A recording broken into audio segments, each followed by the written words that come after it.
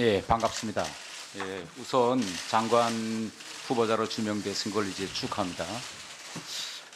저는 다른 사람들보다도 후보자님에 대한 궁금증이랄까 이런 게 이제 대단히 많고요. 제가 이번에 지역구에서 선거를 해보니까 제일 처음에 다가오는 네거티브가 태영호는 빨갱이다. 사상 검증 안 됐다. 이게 첫 번째 네거티브였습니다. 후보자께서도 생애 기간에 이런 말 들어보셨겠죠? 예, 사람들 속에서 그런 수군거림도 있었고 또 정권이 공개적으로 저를 용공 세력으로 지목했던 시절도 있습니다. 예. 그래서 제가 그 누구보다도 이제 후보자의 이제 삶의 궤적을 좀 한번 추적해 보았는데 제가 이렇게 제목을 달았습니다. 태영호와 이인영의 두 김일성 주체사상 신봉자의 삶의 궤적. 주제에 동의하십니까? 지금 바로 동의할 수는 없는 문제 아니겠습니까? 제가 김일성 주체사상 원조 맞죠? 예? 주체사상의 원조 맞죠, 제가? 원조시라고요? 예. 잘 모르겠습니다. 예. 예. 제가 한번 제 인생과 후보자 인생을 한번 이렇게 비교해 봤습니다. 제가 62년생이고 후보자는 64년생인데 저는 80학번이고 평양에서 후보자는 84학번이더라고요. 근데 이제 80년대 이제 전 후반을 이제 지나가면서 제가 그때 북한에서 있었을 때 제가 주체사상을 신봉하고 믿었습니다. 그런데 그때 북한에서 뭐라고 가르쳤는가 하면 남한의 주체사상 신봉자가 대단히 많다. 그리고 전대협이라는 조직이 있는데 전대협 조직 성원들은 매일 아침 김일성 초상화 앞에서 남조선을 미제의 식민지로부터 해방하기 위한 충성의 교리를 다진다. 그럼 아마 북쪽에서 잘못 알고 있었던 거라고 생각합니다. 그러니까 그런 일이 있었습니까? 없었습니까? 그런 일은 없었다고 제가 알기로는 그러니까 후보자는 그런 일이 없었죠. 전대협 의장인 제가 매일 아침에 김일성 사진을 놓고 거기서 충성 맹세를 하고 주체사상을 신봉했다. 그런 기억이 전혀 없습니다. 예, 그러니까 그건 북한이 조작한 가짜 뉴스다 이거죠. 근데 과장된 이야기다 이렇게 봅니다. 예. 예. 그런데 다음에 제가 90년대 후반의 제 삶과 후보자의 삶을 이렇게 한번 비교해 봤습니다. 예, 90년대에 아시겠지만은 전 세계적으로 엄청난 이제 파동이 일어납니다. 그래서 북한도 역시 고난의 행군에 들어서고 이런 일이 일어나면서 저도 이제 해외로 발령 가서 덴마크와 스웨덴에서 생활했고 당시 역시 한국에서도 대단히 큰 변화가 일어납니다. 많은 주사파에 있던 많은 사람들이 90년대 후반에 들어서면서 전향을 합니다. 예. 그런데 이때 제가 이거 후보자는 이때 무슨 일을 했을까라고 이제 들여다봤는데 아주 이상한 일을 하나 제가 봤습니다. 그때 북한이 대단히 힘든 때인데 오히려 역으로 그때 김정일은 남한을 다시 적화 통일시켜보겠다고 간첩들을 내내보내서 소위 지하당 조직 복구 활동을 벌립니다. 그런데 그때 내려왔던 간첩이 쓴 책이 있습니다. 아무도 나를 신고하지 않았다. 혹시 이 책 읽어보신 적 있으십니까?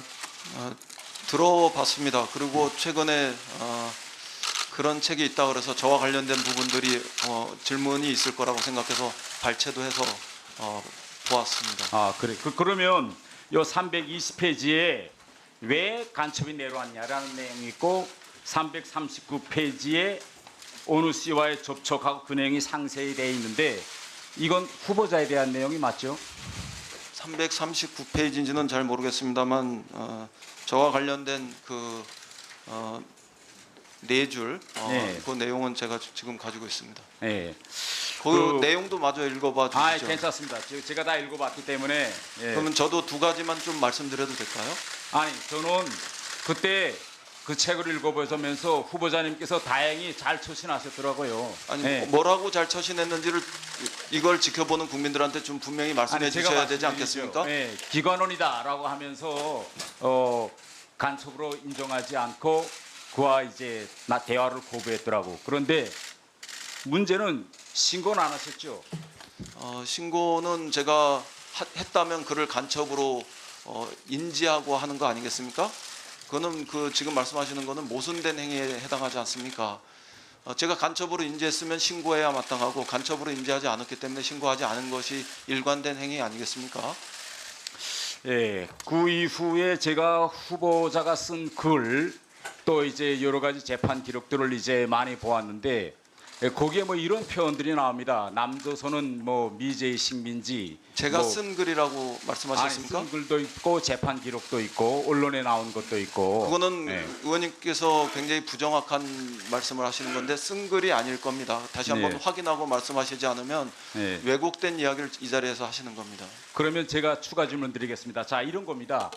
제가 대한민국에 와서 많은 사람들이 저보고 사상 전향했느냐 뭐 계속 물어봅니다. 그런데 저는 아직 제가 이번에 이거 준비하면서 후보자의 삶의 궤적을 많이 들여다봤는데 언제 어디서 또 어떻게 사상 정량을 했는가 이걸 제가 찾지를 못했어요. 그래서 저 같은 사람은 이렇게 했습니다. 대한민국에 와서 저는 대한민국 만세 저는 이렇게 불렀어요. 그래서 누구 보고 저를 보고 사상 전향 안 했다 그러면 아 무슨 소리 하십니까? 이렇게 제가 대한민국에 와서 첫 기자 인터뷰입니다. 이렇게 전 했습니다라고 밝혔습니다. 혹시 후보자님께서도 언제 또 어디서 이렇게 나는 주체 사상을 버렸다. 너는 주체상 신봉자 아니다라고 하신 적 있습니까? 공개 선언 같은 거. 그 이른바 전향이라는 것은 네. 태 의원님처럼 북에서 남으로 오신 분에게 전형적으로 해당하는 얘기 아니겠습니까? 네. 제가 남에서 북으로 갔거나 북에서 남으로 온 사람이 아니지 않습니까? 네. 그런 저에게 사상 전형을 여부를 묻는 거는 아무리 그 의원님이 저한테 청문위원으로서 물어보신다 해도 그는 온당하지 않은 그런 질의 내용이라고 생각합니다. 또 하나는 네. 북에서는 이른바 사상 전향 이런 것들이 그렇게 명시적으로 강요되는지 모르지만 남쪽은 이른바 사상과 양심의 자유 이런 것들이 법적으로는 되지 않아도 또 사회 정치적으로 우리 민주주의 발전 수준에서 그렇게 강요하는 것이 아니지 않습니까? 그런 측면에서 놓고 보면 의원님께서 저에게 사상 전향 여부를 다시 물어보시는 것은 아직 남쪽의 민주주의에 대한 이해도가 떨어지는 것이다. 저는 이렇게 말씀드릴 수밖에 없습니다. 네, 이제 질의를 마치고 추가 질의 때 하십시오. 아니 왜냐면 이게 아까 추가 질의 때 하시고 우선 30초 줄까요? 30초 하세요. 30초고 나서 의사진행 발언. 아직도 주체상 신봉자십니까? 아니십니까? 국민들 앞에 솔직히 나는 이제 주체상 버렸다. 이게 뭐 그렇게 힘든 말입니까? 그 당시에도 주체사상 신봉자는 아니었고 지금도 네. 아니다. 뭐 이 점은 분명히 말씀드립니다. 그러나 그럼에도 불구하고 이런 이야기가 태 의원님께서 저에게 사상 전향을 끊임없이 강요하거나 추궁하는 행위로 그렇게 오인되진 착각되지는 않으시길 바랍니다. 아니, 이제 방금 말씀하셨습니다. 존경하는 김영호 의원께서 이 이제 자리는 30초 사상을 됐으니까. 검증하는 자리다라고 김영호 의원님이 말씀하셨습니다. 저는 줄게요. 그래서 사상 검증과- 이거 민주당 의원들도 이 자리를 사상 검증의 자리로 인정하느냐는 이렇게 생각하고 물어본 겁니다. 근데 그 말이 그렇게 힘드십니까? 사상 검증과 사상 전향을 제가 강요하시는 제가 거는 아니, 굉장히 검증하는 다른 겁니다. 이야기라고 주체 생각합니다. 사상을 믿느냐 안 믿느냐. 우리나라에서 제가 알기로는 사상 전향을 강요하는 것은 북과 그리고 남쪽의 독재 정권 시절이었다. 저는 이렇게 생각합니다. 네, 30초를 초과해서 1분을 썼습니다.